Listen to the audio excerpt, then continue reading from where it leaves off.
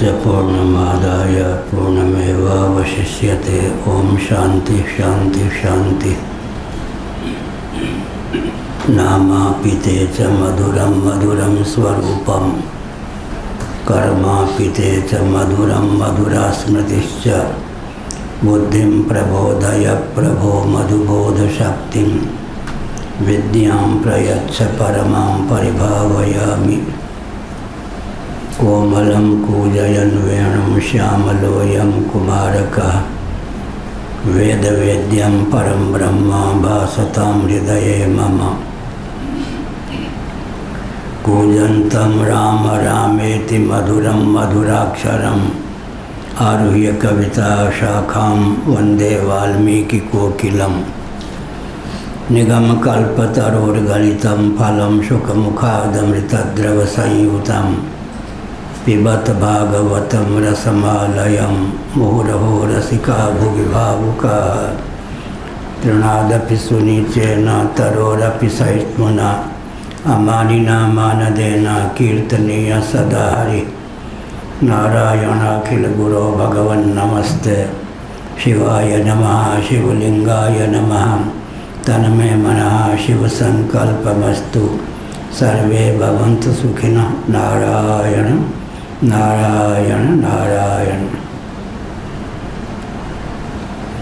धर्म की अधर्म का प्राणियों में विश्व का गोमाता की गोहत्या भारत सर्वभूत हृदय धर्म सम्राट श्री स्वामी करपात्री जी महाराज की।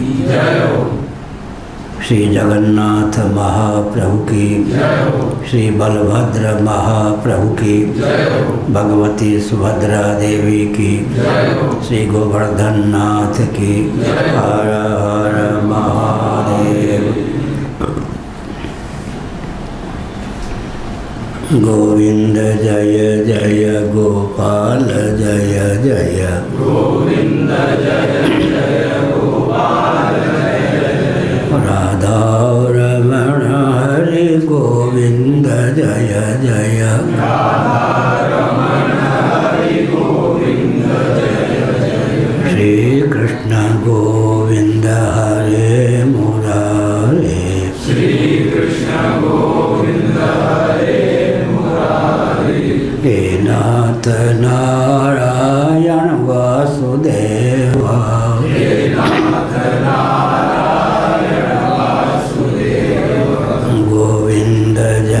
जय गोपाल जय जय। गोविंद जय जय गोपाल जय जय। राधा रमण हरि गोविंद जय जय। राधा रमण हरि गोविंद जय जय। गोविंद जय जय गोपाल जय जय। गोविंद जय जय गोपाल जय जय।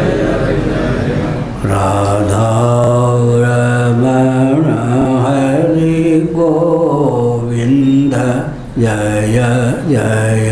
राधा रमण हरि गोविंद जय जय। गोविंद जय जय गोपाल जय जय।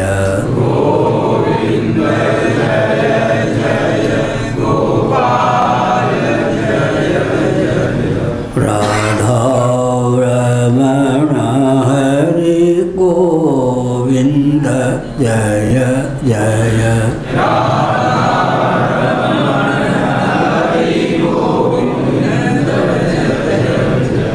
श्री वृंदावन विहारी लाल की जय। नमो माधव्य शंभो शिव शिव शिव शिव शिव शिव नारायण नारायण नारायण।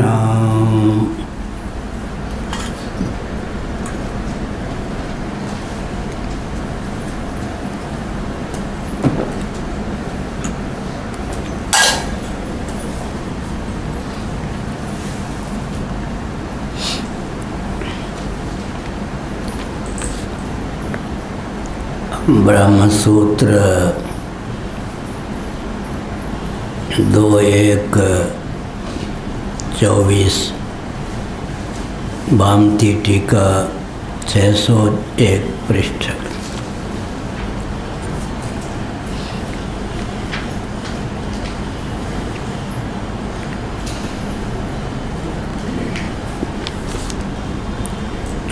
पृष्ठ पे कहा गया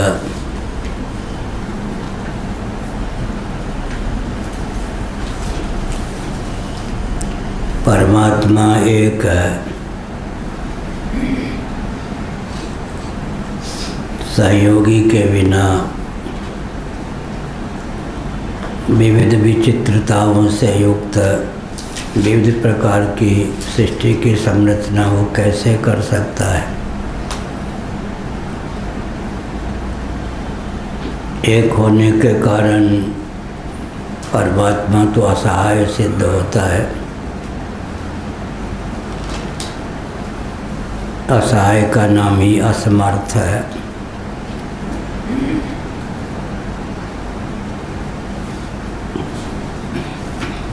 उत्तर दिया गया कि जो असमर्थ होता है वह असहाय होने पर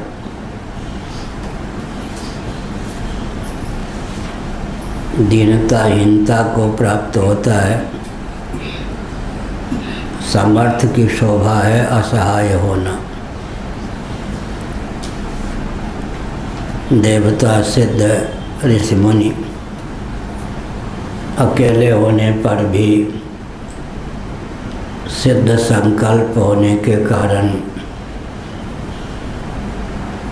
विविध रूपों की उद्भावना करने में समर्थ होते हैं।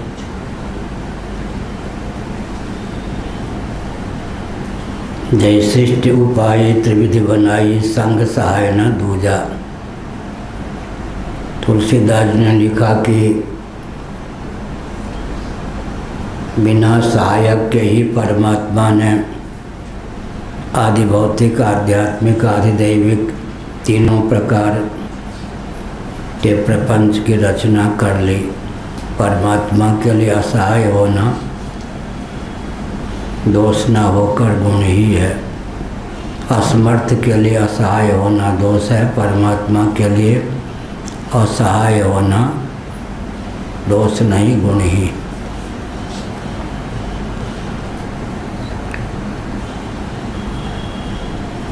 अब सृष्टि की संरचना में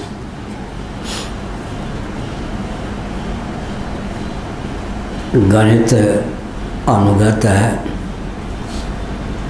सृष्टि की समृद्धि में भी गणित अनुगत है।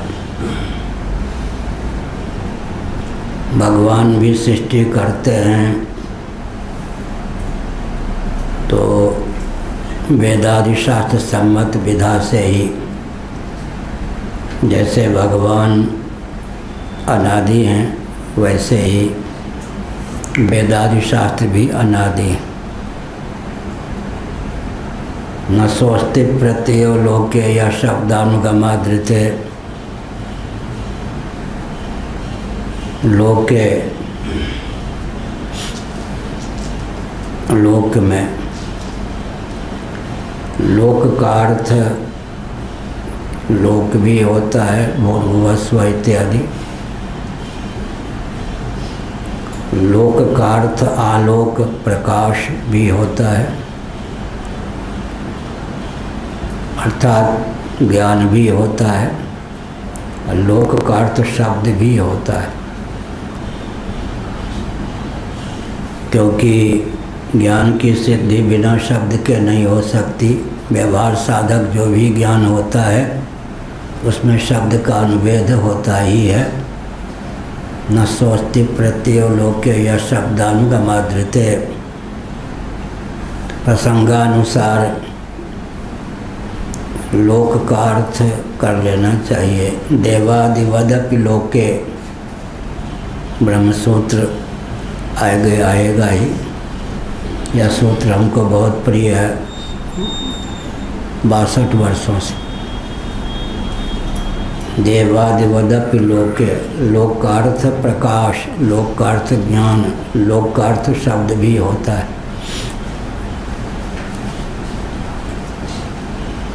शब्द किस प्रकार होता है और लोक लोकांतर भी होता है।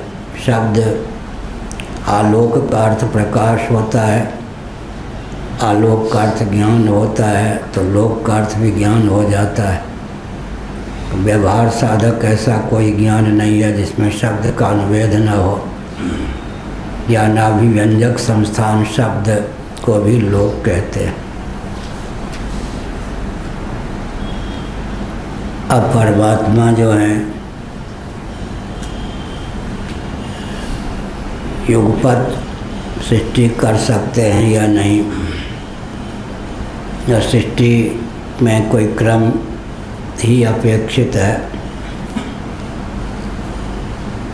पंचदशीकार विद्यारण्य स्वामी जी ने तो दोनों प्रकार की सृष्टि का समर्थन किया है। उदाहरण उन्होंने स्वप्न को दिया। विक्रम सक्रम दोनों ढंग से स्वप्न की प्राप्ति होती है। पंचदशीकार सर्वज्ञ कल्प महापुरुष ठहरे। उनके निबंध पर मैं कोई टीका टिप्पणी करना उचित नहीं समझता, लेकिन शतपत्र वेधन न्याय से जहाँ विक्रमता परिलक्षित होती हो वहाँ भी सक्रमता को ढूंढ लेना चाहिए।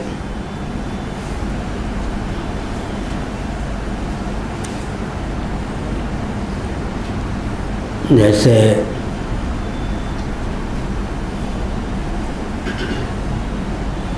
हमने उदाहरण दिया कि वट, पीपल, पाकर इत्यादि कुछ ऐसे वृक्ष हैं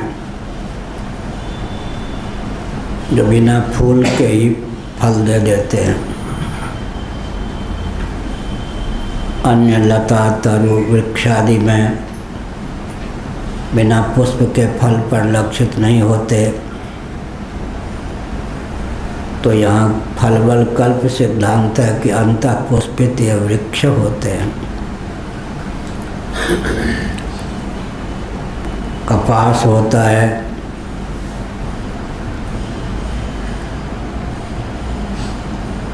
फल ही होता है, उसके अंदर फूल होता है। फल पहले फूल बाद में। मैथिली में एक कहावत है, आरती पर पड़ती मेघडम्बर पर छाया, बाप रहती पेट में तो पूत गलखिन गाया। पिता तो माँ के पेट में थे, पुत्र ने गया की यात्रा कर ली। आरती पर पड़ती मेघडम्बर पर छाया, छाते के ऊपर छाया, छाते के नीचे नहीं। आरती पर पड़ती, पड़ती के ऊपर आरती नहीं, आरती के ऊपर पड़ती। क्या अर्थ हुआ? शतपत्र वेधन न्याय में युगपत सिद्धांत में भी क्रम संवित संलग्न है। एक के बाद एक कमल के पत्ते रखें 100 पत्ते। लक्ष्य वेध में समर्थ कोई व्यक्ति भाला लेकर जोर से यूँ बजार दे, अंतिम पत्ते तक एक साथ छिल जाते हैं, मिल जाते हैं। उसमें क्रम संवित की अनुगति मान्य है। सबसे ऊपर का पत्ता पहले छिलता है, सबसे अंतिम का बाद में। लेकिन क्रम संवित न परिलक्षित होने पर क्रम की कल्पना की जाती है। कुकर सिस्टम पहले से है। श्री जगन्नाथ जी के यहाँ भोग बनता है, एक मटकी पर चावल रख के उसे सबसे अंतिम पहले पकता है, सबसे नीचे वाला बाद में पकता है। तो जगन्नाथ जी के हजारों वर्षों से परंपरा प्राप्त है। क्या सबसे ऊपर के हांडी का चावल पहले पकेगा। तो हमने संकेत किया कि आकाश के बाद ही वायु की रचना, वायु के बाद ही अग्नि की रचना, अग्नि के बाद ही जल की रचना, जल के बाद ही पृथ्वी की रचना। क्योंकि निर्विशेष से जो सविशेष की अभिव्यक्ति होती है, क्रम सम्मित वहाँ पर चरितार्थ। सर्वथा निर्गुण निर्विशेष जो आत्म तत्व है, परमात्मा तत्व है, उससे एक गुण संपन्न आकाश, फिर 2 गुण संपन्न वायु, फिर 3 गुण संपन्न अग्नि, फिर 4 गुण संपन्न जल, फिर 5 गुण संपन्न पृथ्वी। यहाँ क्रम सम्मित। अब प्रलय के समय विपरीतक क्रम से कार्य होता है। जैसे कोई चींटी नीचे से ऊपर जाए लेकिन लौटते समय ऊपर से नीचे आती है, वैसे ही पार्थिव प्रपंच का लय पृथ्वी में, पृथ्वी का लय जल में, जल का लय अग्नि में, अग्नि का लय वायु में, वायु का लय आकाश में। कृषि विज्ञान के अनुसार आकाश का लय अव्यक्त में, अव्यक्त का लय आत्मा में, और गणित विज्ञान के अनुसार आकाश का लय कहाँ होगा? ठीक है। कौन सा विज्ञान हुआ यह? कृषि विज्ञान। कृषि माने खिसक कोई होता है भारत में? नहीं। कौन? खिसकने वाला। खिसक माने किसान। कृषि विज्ञान एक होता है गणित का विज्ञान, दूसरा होता है कृषि का विज्ञान। गणित विज्ञान क्या है? 0 1 2 3 4 5। लेकिन कृषि विज्ञान क्या है? बीच में बीज की अवस्था होती है। तो गणित विज्ञान से सृष्टि का क्रम क्या होगा?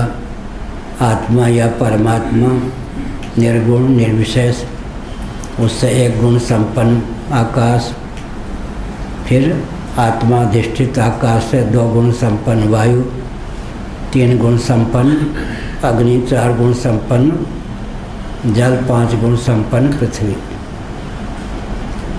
विशेषता की अवधि का नाम क्या है? पृथ्वी। निर्विशेषता की अवधि का नाम क्या है? परमात्मा। बार बार हम क्यों कहते हैं? आजकल व्यस्तता के नाम पर लोगों के पास समय नहीं। उस ढंग से हम पढ़ाते हैं कि श्रवण मनन निधिध्यासन तीनों की पूर्ति हो जाए।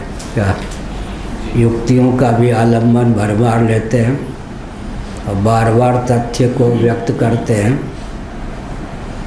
यह अनुग्रह है, पुनरुक्ति नहीं है। अंग्रेजी वालों का मस्तिष्क विचित्र होता है। इसलिए विवेकानंद जी ने लिखा, पाश्चात्य दर्शन मैंने पहले पढ़ा, भारतीय दर्शन बाद में पढ़ने में बहुत कठिनाई हुई क्योंकि क्रम बिगड़ गया। अंग्रेजी वाले व्यक्ति कभी भी टिप्पणी कर देते हैं पुनरुक्ति। एक जज स्वामी थे, हाई कोर्ट के जस्टिस रहे, फिर अवकाश प्राप्त हुए, सन्यासी हुए हमारे गुरु भाई।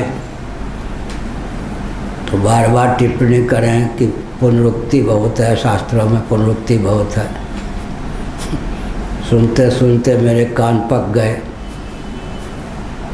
मैंने क्या कह दिया। उसके बाद उनकी टिप्पणी हमेशा के लिए बंद हो गई।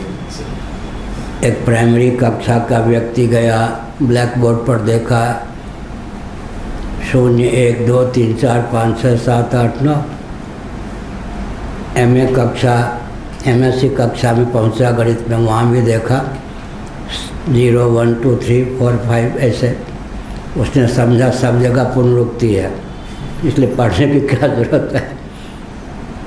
प्राइमरी में देखा ABCD, MA की कक्षा में भी ग्रंथ में देखा ABCD, उसने का पढ़ना बेकार है, पुनरुक्ति है सब।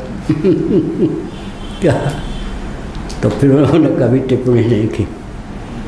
इसलिए क्या लिखा है, असकृत अभ्यासात, बार बार अभ्यास करे। भगवान शंकराचार्य जी ने ईशावास्योपनिषद के भाष्य में क्या लिखा, 3-4 पंक्तियाँ लिख के उन्होंने कहा पूरे वैदिक वाङ्मय का सारार्थ यही है। लेकिन भावान शब्दांतर के द्वारा प्रकारांतर से इसी को लाखों पृष्ठों में अभिव्यक्त किया गया है। फिर भी अगर किसी के जीवन में आत्मनिष्ठा की अभिव्यक्ति हो जाए तो अहोभाग्य। तो यहाँ क्रम से उत्पत्ति का वर्णन किया गया।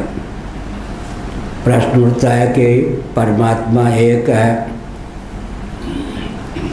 सृष्टि में सकल विचित्रता विविधता प्राप्त है, तो एक ही परमात्मा तत्व सहायक साधनों के बिना सर्व रूपों में कैसे अभिव्यक्त होता है।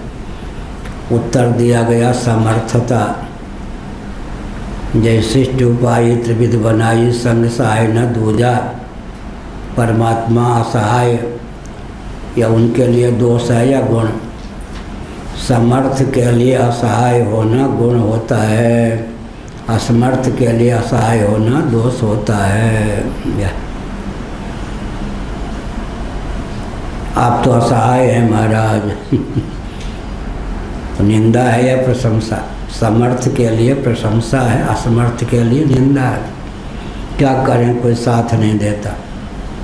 देवता के लिए, ऋषि के लिए, भगवान के लिए सहाय संपत्ति नहीं चाहिए। बिहार में कुछ जाति के नाम के आगे लगता है सहाय। यह हुआ, भगवान असहाय हैं। भगवान के लिए गुण है या दोष? शिव जी अगुण हैं, भगवान के लिए अगुण होना दोष है या गुण? और जीवों के लिए अगुण, भगवान निष्क्रिय हैं, भगवान के लिए निष्क्रिय होना गुण है, जीवों के लिए निष्क्रिय होना दोष है। ऐसे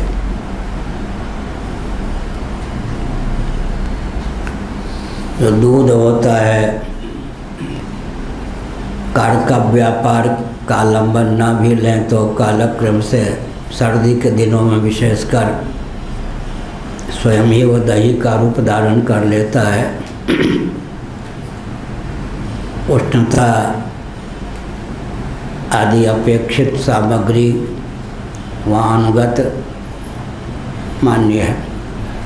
दूध में अगर जामन, दधी, अम्ल का योग ना भी हो तो भी दूध स्वतः ही दही का रूप धारण कर लेता है। ऐसे ही क्षीरवत कह दिया, क्षीरवत ही 24वां सूत्र। अब ये पूर्व का अनुवाद हुआ, आगे चले।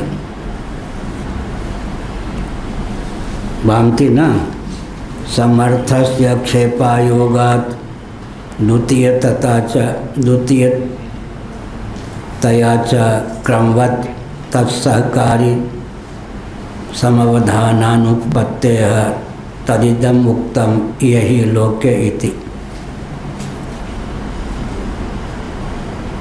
भगवान समर्थ हैं, इसलिए क्षेप का अयोग है। विविध प्रकार कार्य सिद्धि की सामग्री न होना, भगवान का सहाय होना, भगवान के लिए समर्थता का ही द्योतक है। द्वितीय न होना भी भगवान के लिए समर्थता का द्योतक है। लेकिन क्रम संबित वहाँ भी चरितार्थ ही है। यह कहा क्रम संबित का अर्थ क्या हुआ?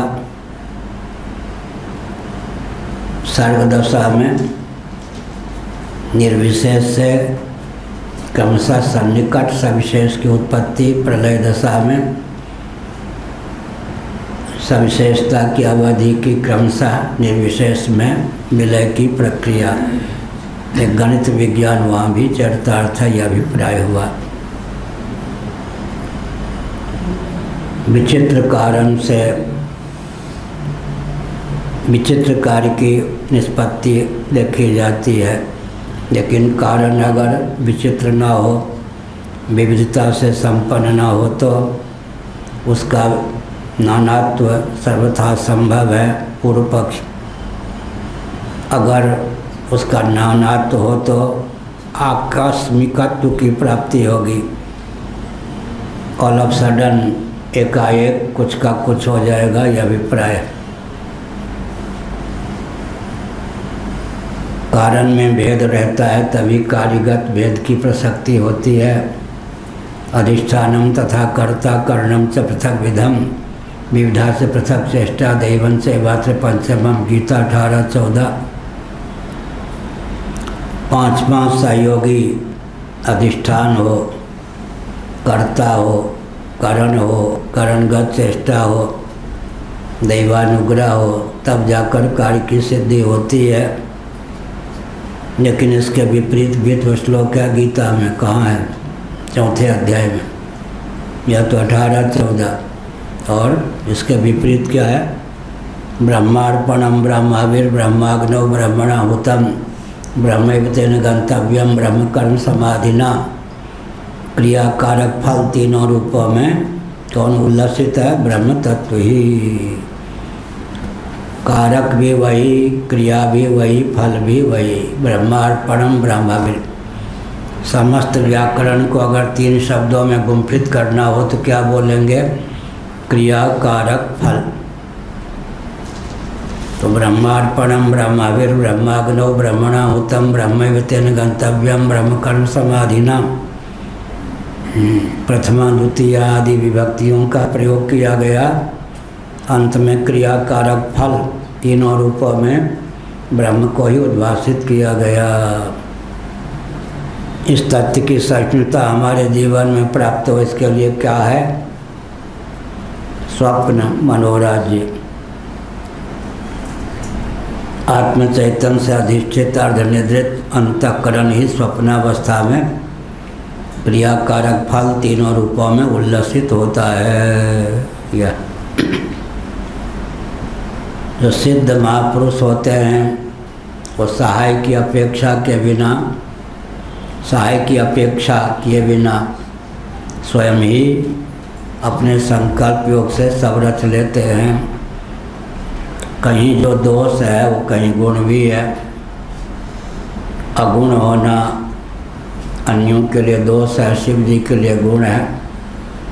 अमान होना अन्यों के लिए दोष है, शिव जी के लिए गुण है। माता पिता से विहीन होना जीवों के लिए दोष है, भगवान के लिए गुण है। इस प्रकार से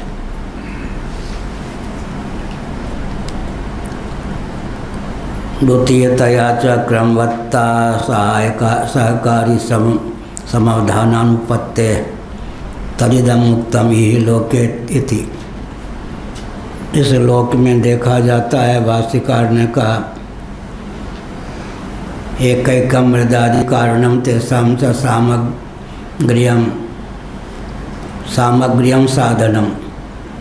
एक ही मृदादि कारण उपादान, मिट्टी, तंतु इत्यादि, सुवर्ण इत्यादि उपादान कारण का एकत्व सिद्ध होने पर भी उपादेय में विविधता की प्रसक्ति होती है।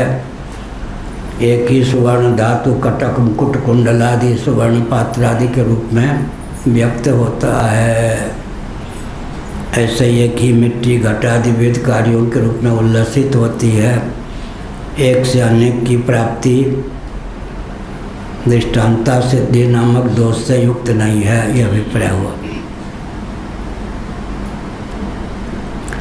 क्रमवत् भी कहा ही, क्रमवत् सहकारी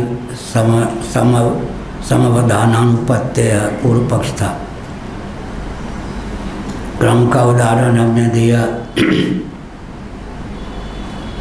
दूध दही बने, फिर दही से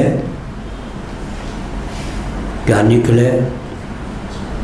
मक्खन, मक्खन से घी, घी से बंड, यह क्रम हो गया। तो क्रम संबित भी है, युगपत सृष्टि है या नहीं। पंचदशीकार ने कहा दो प्रकार का स्वप्न होता है, युगपत स्वप्न भी होता है, क्रमिक स्वप्न भी होता है। ऐसे ही दोनों प्रकार से सृष्टि की गाथा चरितार्थ। इसमें यहाँ समझना चाहिए कि जहाँ युगपत एक का अलावा 6 दिन सबकी अभिव्यक्ति हो जाए, उत्पत्ति हो जाए, कौन कारण कौन कार्य, कभी निगमक कोई न रहे, तो समझना चाहिए कि यहाँ भी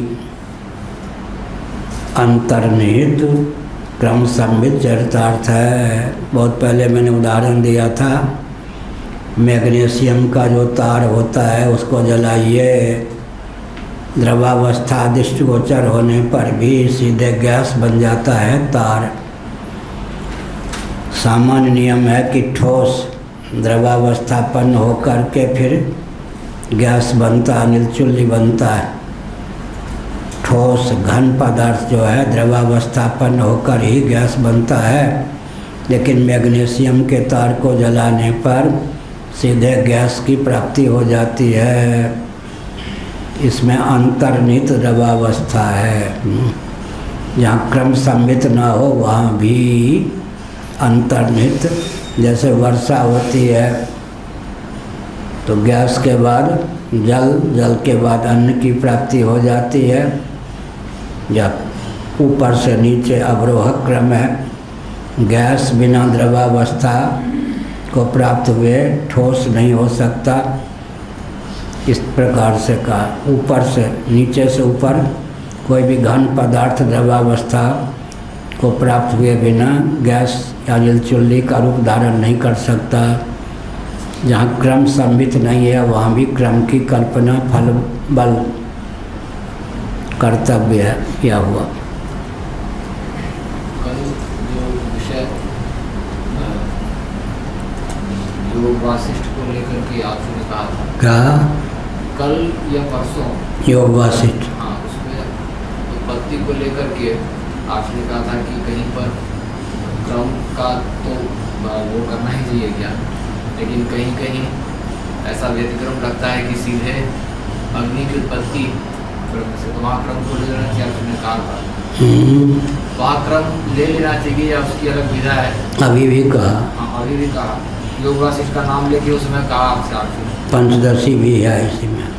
आज हमने पंचदशी को भी कहा। फिर और वो त्रिविधकरण का भी कहा कि उसमें भी ले लेना चाहिए कि हाँ, तो वहाँ पर उसमें शिव पुराण में भी विज्ञेश्वर संहिता में आरंभ में जहाँ पर सर्ग का वर्णन है, उसमें सात्विक सर्ग, राजस सर्ग, तामस सर्ग, तो उसमें कहा कि अलग अलग तत्वों से सृष्टि।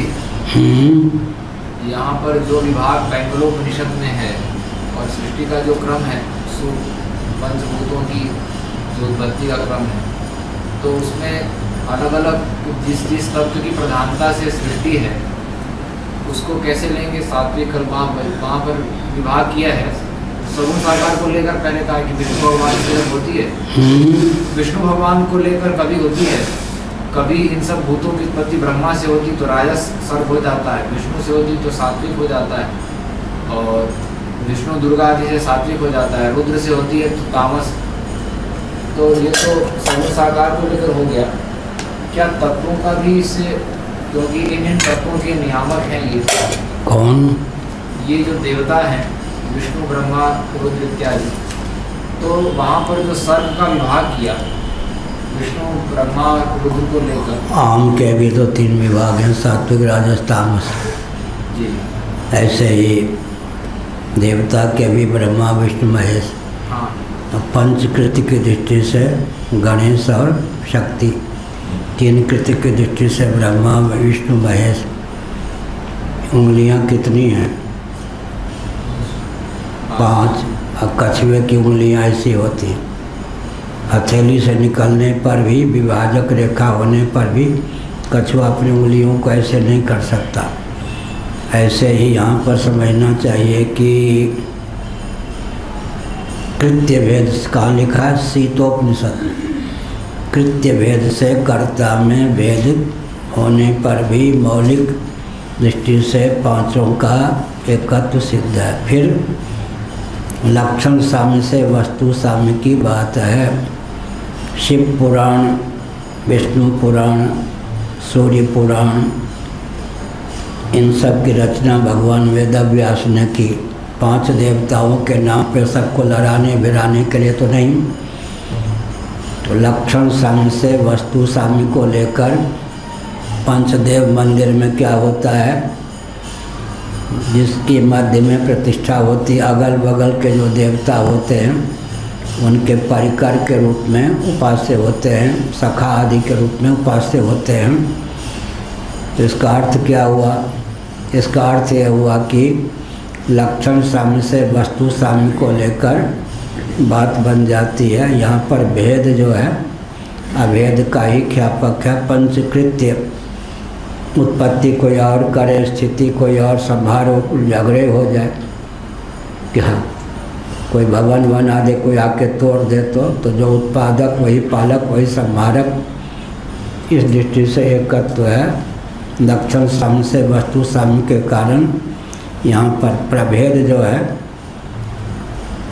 पृथ्वी में उत्पत्ति की क्रिया है शिव पुराण, जल में स्थिति की क्रिया की प्रधानता है, अग्नि में समृद्धि क्रिया की प्रधानता है, वायु में निग्रह की प्रधानता है, आकाश में अनुग्रह की प्रधानता है। कृत्य भेद से ऐसे पंचकृत्य का 3 कृत्य में अंतर्भाव हो जाता है। उत्पत्ति स्थिति संहार, निग्रह का संहार में अनुग्रह का स्थिति में अंतर्भाव हो जाता है। 3 कृत्य, पंचदेव हो गए, 3 देव हो गए, मूल में एक देव। एकम रूपम बहुधा यह करोति, यह इंद्र, एक ही देवता, इंद्रमान इदंद्र, परमात्मा को ही एकम सद्विप्रा बहुधा वदन्ति। इस प्रकार समाधान है। सगुण साकार को लेकर तो समझ में आ गया, लेकिन वो सगुण साकार जो है उनका मौलिक रूप सगुण निराकार अंतर्यामी, और सगुण निराकार अंतर्यामी का निरुपाधिक स्वरूप ब्रह्म है। यही तो आपने जो कहा कि वस्तु वहाँ पर भेद नहीं है, स्वरूप में भेद होने पर वो तो ठीक है, पॉइंट है कि हाँ उनका मौलिक रूप तो एक ही है, लेकिन वो जो सर्ग का नामकरण किया सात्विक राजस तामस, तो इसमें उत्पत्ति के क्रम में क्या कोई भेद है क्या तत्वों को लेकर? क्योंकि तामस सर्ग क्यों कह दिया? यहाँ भी सत्वगुण रजगुण तमोगुण को लेकर सात्विक अहम राजस अहम तामस अहम यहाँ भी तो है। अच्छा, गीता आदि में यज्ञ दान तप के भी सात्विक राजस तामस प्रभेद हो जाते हैं। माया शक्ति त्रिगुणात्मिका है या नहीं? माया शक्ति के द्वार से जो भी कार्य की निष्पत्ति होगी उसमें सत्व रजस तमस तीनों का प्रभेद होगा ही। क्या तमो अच्छा, तीनों में सामंजस्य भी होगा। तमोगुण क्या होता है? अवष्टम्भात्मक, रजोगुण उपष्टम्भात्मक, सत्वगुण प्रकाशात्मक। हमने दीपक का उदाहरण दिया, दीप का पात्र है, उसमें तेल या घृत है, फिर बत्ती है, फिर लौ है। तो गुण जो होते हैं गुण विमर्दन न्याय, एक दूसरे के सहयोगी। गीता का चौथा अध्याय, एक गुण शेष 2 गुण को दबा करके ही अपना उत्कर्ष सिद्ध करता है। सत्वगुण जो होगा वो रजोगुण तमोगुण से ऊपर होगा। इस रजोगुण होगा तो सत्वगुण तमोगुण को दबा के होगा। तमोगुण ऊपर होगा तो रजोगुण सत्वगुण, बाकी 2 गुण नहीं रहे ऐसा नहीं। पात्र के स्थान पर तमोगुण है, घृत या तेल के स्थान पर रजोगुण स्निग्धता और प्रवाह, और बत्ती तथा लौ के स्थान पर सत्वगुण है, या लौ बत्ती के स्थान पर सत्वगुण है, शुद्ध सत्व के स्थान पर लौ है। एक गुण विमर्दन न्याय में एक दूसरे के सहयोगी बन जाते हैं। 2 दबे हुए रहते, एक ऊपर रहता। लेकिन जब शुद्ध सात्विक व्यक्ति, तो उसके लिए उदाहरण देते हैं कि किसको? दही को मथ दिया, दही को मथ के क्या हो गया? मक्खन ऊपर आ गया। अब 5-7 मिनट के लिए कहीं चले गए, अब डर थोड़े है कहीं भी मक्खन पलट के दही न हो जाए। इस प्रकार से शुद्ध सात्विक अर्थ होता है सत्वगुण का मंथन करने पर शुद्ध सत्वगुण ऊपर आ जाता है, फिर उससे सत्वगुण रजोगुण तमोगुण का रूप देना संभव नहीं। उसी को त्रिपाद विभूति महानारायण उपनिषद आदि में क्या कहा गया? निर्गुण, गुणातीत शुद्ध सत्व का नाम ही निर्गुण है। निर्गुण माने गुण होने पर भी निबंधकता से विहीन। सत्वम रजस्तमैति गुणा प्रकृति संभवा निबधनन्ति महाबाहो देहे देहिनम अव्ययम। मलिन सत्वगुण निबंधक है, शुद्ध सत्वगुण अतिक्रांत है, इसलिए वो निबंधक नहीं है। इस प्रकार से अवष्टम्भात्मक उपष्टम्भात्मक प्रकाशात्मक प्रकाशम च प्रवृत्तिम च मोहमेव च पांडव न द्वेष्टि संप्रवृत्तानि न निवृत्तानि कांक्षति। पृथ्वी क्या है? अवष्टम्भात्मक। जल क्या है? उपष्टम्भात्मक। अग्नि क्या है? प्रकाशात्मक। तो इनमें सामंजस्य भी है। पृथ्वी, अच्छा, फिर अग्नि से जल की उत्पत्ति हो गई, प्रकाश से प्रवृत्ति की उत्पत्ति हो गई, प्रकाश से द्रवावस्थापन्न जल की उत्पत्ति हो गई, जल से पृथ्वी की उत्पत्ति हो गई। तो देखने में तो प्रकाश अलग है, सत्वगुण का प्रतीक है, जल रजोगुण का प्रतीक है, पृथ्वी तमोगुण का प्रतीक है, लेकिन इनमें कार्यकारी भाव है। सन्निकट निर्विशेष की दृष्टि से जल कारण है द्रवावस्थापन होने पर। अब जल का कारण कौन है? उत्पत्ति अनिर्वचनीय होती है क्या? उदाहरण के लिए स्पर्श विहीन आकाश से स्पर्शयुक्त वायु की उत्पत्ति हो जाती है, रूप विहीन वायु से रूपयुक्त अग्नि की उत्पत्ति हो जाती है, रस विहीन अग्नि से रसयुक्त जल की उत्पत्ति हो जाती है, गंध विहीन जल से गंधयुक्त अनिर्वचनीय ख्याति यहाँ भी है। प्रकाश प्रवृत्ति और मोह को तो पहली बार से मैंने अग्नि जल और पृथ्वी प्रकाशन से प्रवृत्ति से मोह, तामस होने के कारण उसको अवष्टम्भात्मक है, तो मोह होगा ही। वो माने अवष्टम्भ, रुकावट डालना, तो ये हुआ ना। अब देखते ही हैं। अच्छा, इसमें तालमेल हो गया। अग्नि से कौन? जल, तो सत्वगुण से रजोगुण हो गया ना, कारण बन गया। और जल से कौन हो गया? पार्थिव तत्व पृथ्वी हो गई। पृथ्वी अवष्टम्भात्मक है, उसके मूल में कौन है? उपष्टम्भात्मक जल, उसके मूल में कौन है? प्रकाश।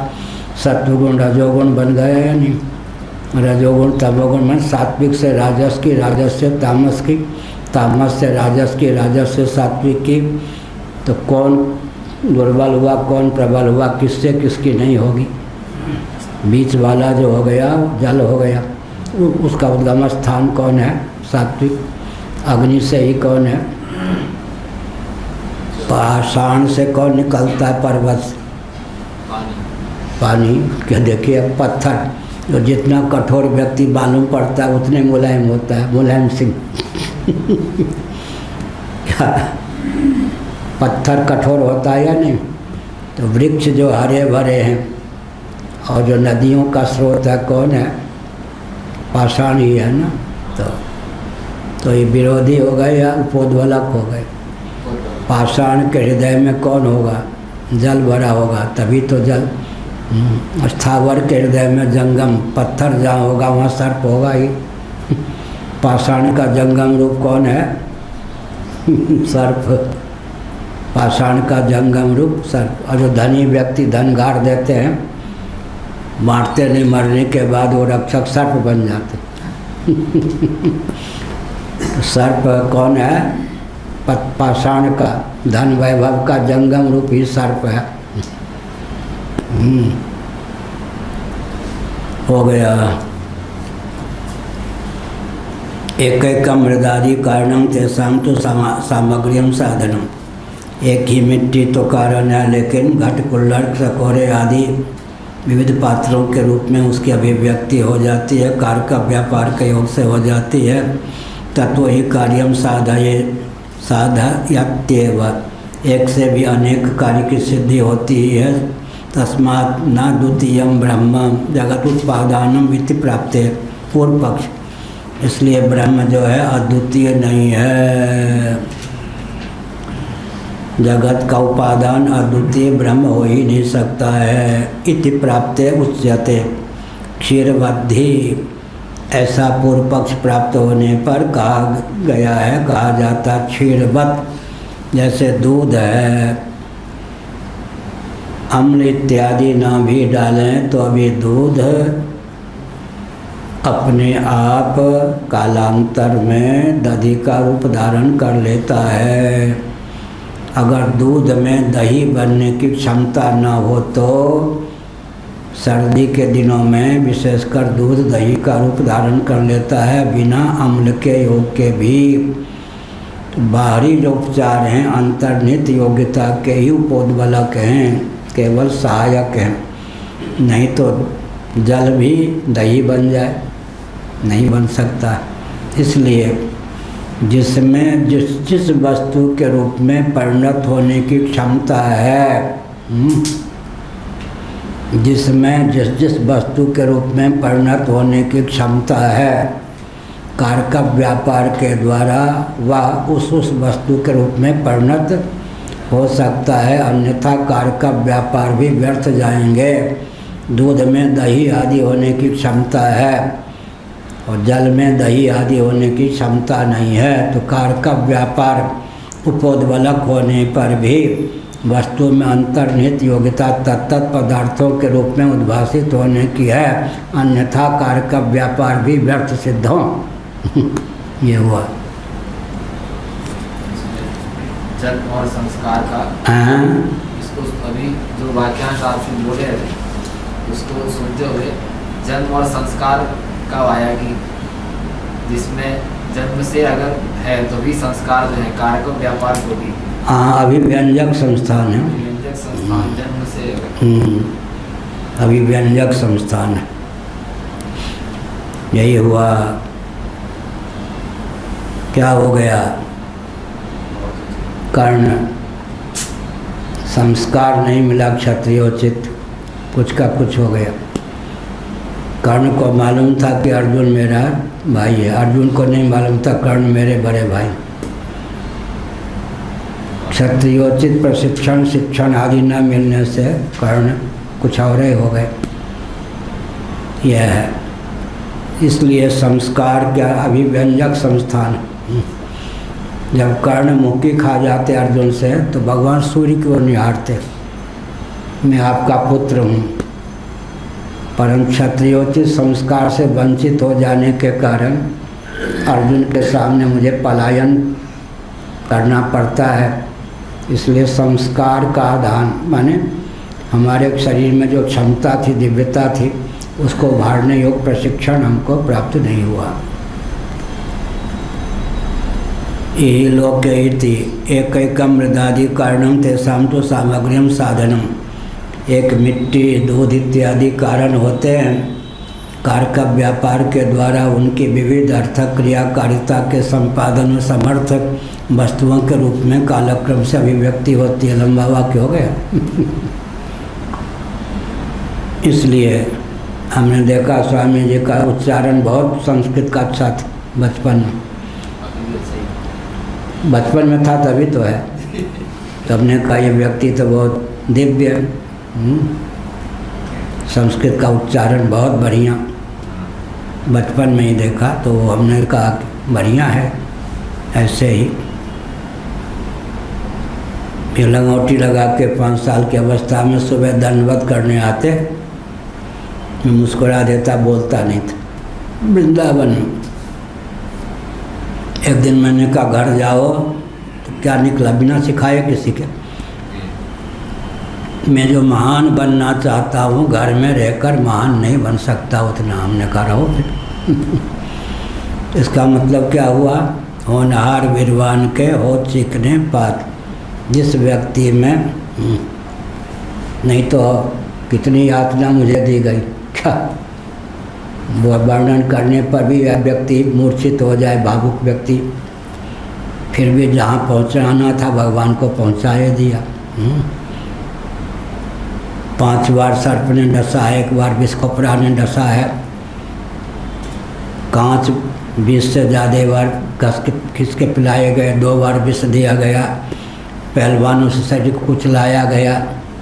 सब कुछ होने पर भी भगवान को जहाँ पहुँचाना था वहाँ पहुँचाए दिया। जहाँ माने शंकराचार्य पद को लेकर ही नहीं मैं कह रहा, जहाँ पहुँचाना था पहुँचा ही दिया।